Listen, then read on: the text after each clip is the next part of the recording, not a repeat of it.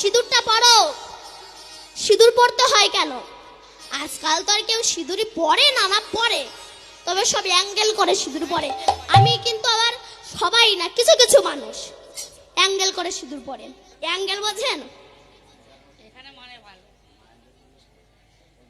Angle বোঝেন না?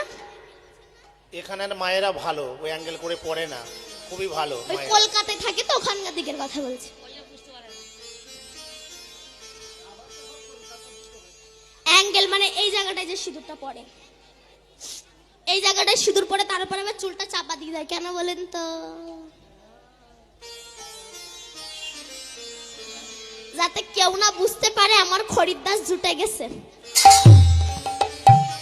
Angle করে সিঁদুর পড়ে। কিন্তু সিঁদুরটা পড়তে হয় কেন? সিঁদুরটা কার রক্ত থেকে তৈরি হয়েছে সেটা পরের কথা। সিঁদুরটা পড়তে হয় তার একটাই কারণ, আমার একজন মালিক আছে। আমি 12 জন নই, আমি 10 জন নই, এর প্রমাণ সিঁদুর।